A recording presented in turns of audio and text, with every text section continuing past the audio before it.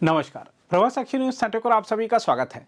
जो चीन कल तक भारत को वायु प्रदूषण पर नैतिकता का पाठ पढ़ा रहा था, वही आज खुद स्मॉग के दलदल में फिसल गया। बीजिंग का AQI 215 तक पहुंचना चीन के प्रदूषण मुक्त मॉडल के दम पर करारा तमाचा है। हम आपको बता दें कि चीन की राजधानी बीजिंग एक बार फिर घने स्मॉग की चादर में लिपटी नजर आई है और यहां का वायु गुणवत्ता सूचकांक यानी AQI 216 के आसपास बताया जा रहा है, जिसे बेहद अस्वस्थ श्रेणी में रखा जाता है। बीते कई वर्षों में अरबों डॉलर खर्च कर प्रदूषण कम करने के बाद बीजिंग में प्रदूषण का यह स्तर एक दुर्लभ घटना माना जा रहा है। हम आपको बता दें कि चीन की राष्ट्रीय मौसम वेधशाला ने बुधवार को देश के कई हिस्सों में घने कोहरे के लिए येलो अलर्ट जारी किया था। चेतावनी में कहा गया कि Hebei, Beijing, Tianjin, Henan, Anhui, Jiangsu, Hubei, Sichuan basin और चोंगछिंग के कई हिस्से गुरुवार को और शुक्रवार को घने कोहरे की चपेट में रहेंगे। हम आपको बता दें कि बीजिंग में आजकल प्रदूषित हवा और स्मॉग असामान्य माने जाते हैं। वर्ष 2016 से पहले यह शहर भीषण प्रदूषण के लिए कुख्यात था। इसके बाद चीनी सरकार ने भारी उद्योगों को बंद करने और शहर से बाहर स्थानांतरित करने जैसे कड़े कदम उठाए और इस पर अरबों डॉलर खर्च किए।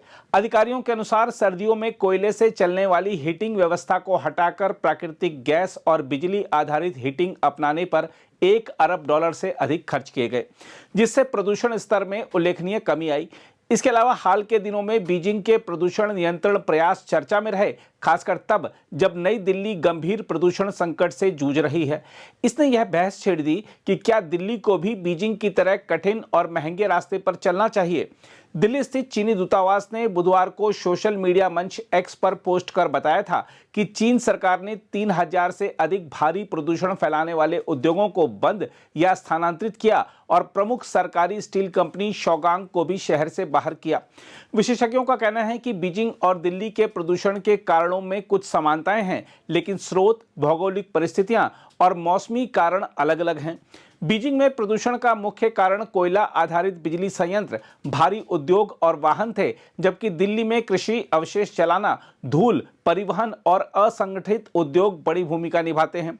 शिंगुआ विश्वविद्यालय के शोधकर्ताओं के अनुसार उद्योगों पर सख्त नियम लागू करने से चीन के बड़े शहरों में PM 2.5 के स्तर में भारी कमी आई है। हालांकि आलोचकों का मानना है कि एक दलीय शासन में इस तरह के सख्त फैसले संभव हैं, लेकिन बहुदलीय लोकतंत्र भारत में यह मॉडल लागू करना आसान नहीं होगा।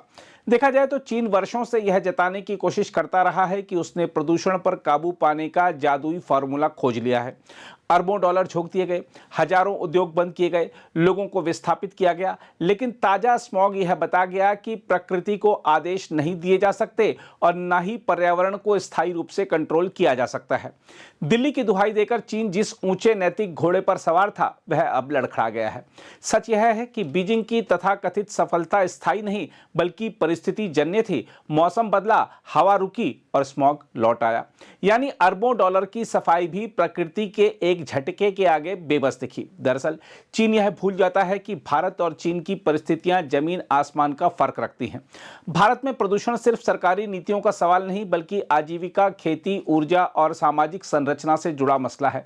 चीन ने उद्योग बंद किए तो लोगों की आवाज दबा दी गई।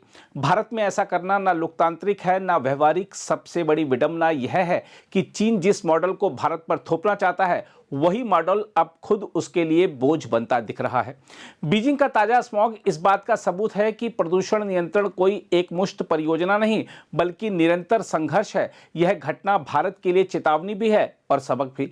चेतावनी इसलिए कि प्रदूषण को हल्के में नहीं लिया जा सकता और सबक इसलिए कि आंख मूंदकर किसी दूसरे देश के मॉडल की नकल आत्मघाती हो सकती है।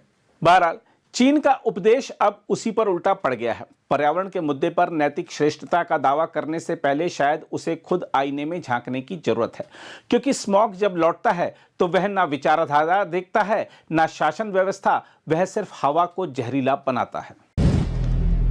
अगर आप भी लेना चाहते हैं देश दुनिया की तमाम जानकारी तो आज ही सब्सक्राइब करें हमारे चैनल को। साथ ही नीचे दिए बेल आइकन को जरूर दबाएं ताकि हर अपडेट आप तक पहुंच सके।